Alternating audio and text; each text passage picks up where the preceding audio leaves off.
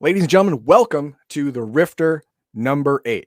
This is the overview. We're going to look at all of the articles in this Rifter. I'm going to touch on them briefly, and then we're going to pick two and move on with that.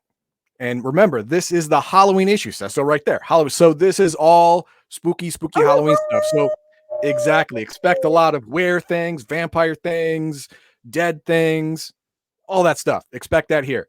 Let's check it out. All right. Wait a second. He says yeah, see, I disagree. I don't like that cover. This is so reminiscent of 3rd edition D&D art. No. This is Nightbane. This is a Nightbane type cover. No, I get that. But the style, Supernatural. I don't like this weird style. And this was really indicative of the late 90s, early 2000s. So it probably fits right in. I do not like this general style, like the style that they went through with like 3rd edition D&D and a lot of other games at that point. I don't like it personally. But you know what? Seems that the chat says I'm wrong. Chat does like it. So we'll go with what they say. There you go. There it is. Okay. So we'll jump in right now. October 99. Get back. There you go. Okay, from the desk of Kevin Sambita, he's talking about we're coming up on the year 2000. The next Rifter is going to be in the year 2000 at this point, and to the year 2000 means 20 years of Palladium. That's right, Palladium's been around for 44 years now. 20 years from here, and Rifts has been around for 10 years less. So at this point, 10 years and 34 years from now. So he talks about that and a lot of reminisces, a lot of stuff that went on and did stuff like that. It's a good read, for the history of Palladium from the perspective of the owner. And then we have Palladium news, info, and coming attractions. Obviously, this is coming attraction from 1999, so it's either been published already or it's been canceled or in complete limbo hell. No, that never happens.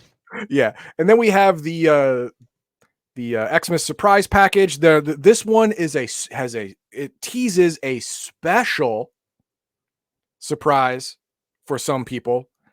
It doesn't say what it is. And the 2 weeks ago when I read this, I wanted to email Kevin and ask him what it was, and I forgot. So I can't tell you what it was. You have to look it up. I don't know. And then here, this is the systems failure, which at this point is new.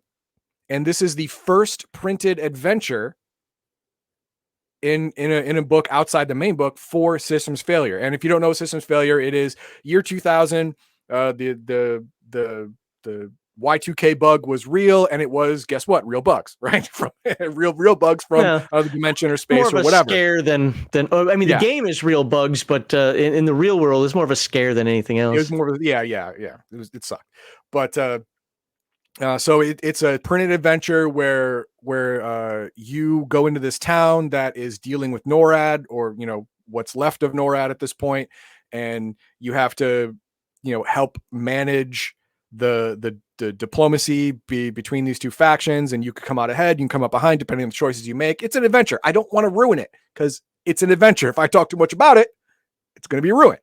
Does it include bugs that travel through electric power lines? It does.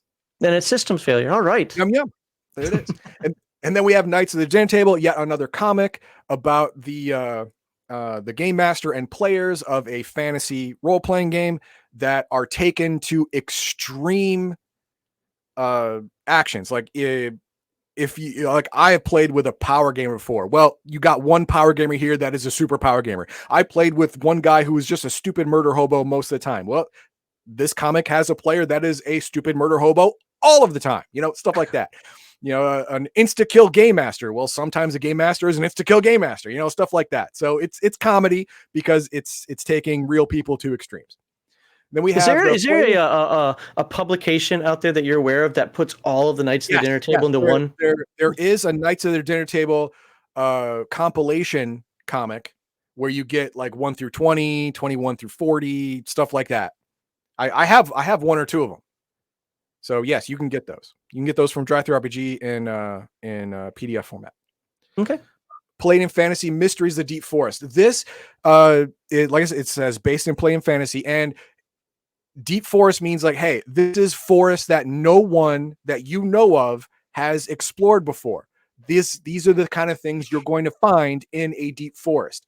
There's going to be new creatures. There's going to be new herbs and plants. There's going to be new civilizations, or not, but tribes, and there's going to be a couple of new OCCs, on at least one new spell that I saw. If you have Palladium Fantasy and you do wilderness exploration, this is a great article for you as a game master to help you out. But if you don't, it's very niche. So I didn't really touch into too much. The next one I did, and this is going to be segment number 2, Nightbane and Beyond the Supernatural, the Charonis. Now, I might be pronouncing that wrong. It could be Karenese, stuff like that. I don't know. I don't care. It doesn't actually give that phonetics in here, but it is werebats. Now, I'm not a big fan of were creatures to begin with, but 2 weeks ago we had a discussion about dual classing in Palladium, and this section gives an example how to deal with dual classing in Palladium. Let's go one step further. Last week I covered cumbersome rules and dated rules that people have with Palladium, and that concept of multi-classing and dual classing, whatever, came up a lot. Well, this one gives rules to manage that a little more effectively than just winging it. And I think it did pretty well. So I got a whole section on it. And then we have Beyond the Supernatural and Nightbane again, the Laughing Man. This is a special racial character class. It's an RCC that you can actually become. Now, once you do, guess what? You're no longer a player character, but you can become this. Yeah. If you are a healer class, like, a cleric healer or a psionic healer, and usually a psionic healer, and you heal someone or something that is just pure evil, your mind can break and you can become the Laughing Man. That is someone who heals evil in the world by killing people who they perceive as evil. And it's interesting though, it says it's an RCC, but you can't be it. Well, you can't play it. If you become it, you're an NPC. Now, is that your take, or is that actually what the book says? No, it's actually in there. It's not a playable class. It's not playable because it's only diabolic, and you don't have any real intelligence anymore. You just have your mission. Okay. Yeah, so can't do that. And so, it was neat, but again, not worth its own segment. Then we have the Lone Star comic strip again, Demon Wrath. Okay, this is another adventure, which again, I can't do adventures because that would ruin it. But this one is in Rift's Russia. So, it's going to be dark. It's going to be, dirty. It's going to be harsh. It's going to be cruel. Because Russian mythology and demons are no joke. They're creepy as hell too. Yeah, the only thing worse than Russian mythology is Judaism and Japanese mythology, because you just can't win in those two. The ghosts win every time. Then we have Rift's The New Kingdom. It's a vampire kingdom that menaces deal with this holiday season. Not to mention some cool optional vampire variants: the Abandoned Vampire, Blood Wraith, Blood Priest, RCC optional source material. I thought, yeah, this is okay, but it's vampires, and I hate Rift's vampires. I think they're a little too comical with the whole squirt gun nonsense. I don't like that. I don't like it. So I was moved against it. And you know what? I didn't need it, because the very next one is going to be our segment 3, Bring Out Your Dead. Yeah. Number of deliciously evil practitioners of necromantic arts. Cursebringer, Deathwalker, Murder Mage, Warborn, and the lesser variant of the Warborn, the War Baby. These are new OCCs based on necromancers, but each one specializes in a version of necromancy, and a lot of them are based in Africa because Africa has a lot of the witches and a lot of necromancers variants and all that stuff, and a lot of them are from there. So wait, I have to wait until the 3rd video for that? Yes. Yes, you do. I'm sorry. So we're gonna get into all those. Then we have some more stories, 3 worlds, this is the phase world type stuff. Hammer of the Forge keeps going. Siege Against Tolkien keeps going. Okay, at this point, Kevin is really pushing stories, and that I don't like it. But unlike the last 2 Rifters, there's still a lot of role play content rather than stories. Sure, there's just as many stories as in number 7, but there's more actual rules and rules variant content than there was in 6 and 7. I don't mind stories as long as they really do help a player understand, say, an OCC or a setting or something like that. But ultimately, yes, if I get something like this, I want game content, things I can choose to use or not use. That'd be my preference. Yeah.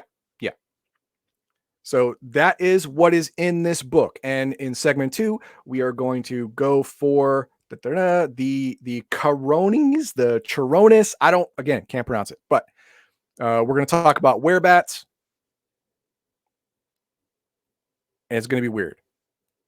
It's going to be okay. Weird. What do we have for? So I only started 1. Okay. I like the were creatures in Palladium, like supernatural predators. I'm curious how the bat was done. Oh, you're going to be there. There are, I'm going to give you a little spoiler just for everyone who watched to the end.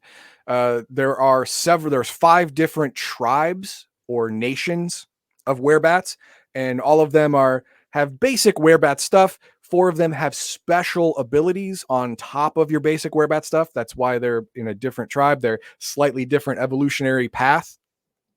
So we're gonna see 5 different variants of werebats, and as a game master, you can choose which one, if any or all, are in your game. That's nice. Cool. All right, let me get the thingy up. I just want to recommend that people if you like this video, please give it a thumbs up. It really helps out more, especially for a small YouTube channel like us. It really, watch time and those likes. Subscribe if you are not already. Share the video. That's how we get more likes and subscribes. And if you are a content creator yourself, you should check the description of this video, because in there, if you're a content creator that uses, OBS, you're probably good to go. But if you're one of the many that I know that use StreamYard, you probably, if you don't know, you're about to find out that StreamYard is going to screw you over by over doubling the price of your subscription, whether you do monthly or annual plans. So check the description and check out Restream. I didn't even know that Restream had a studio, and it is so similar, yet with a couple extra features when compared to StreamYard, that I would love to move over to it right now. It's not financially doable considering that, I'm stuck with StreamYard, but you can help with that if you use that link. So please take a look, and we hope to see you guys in the next video.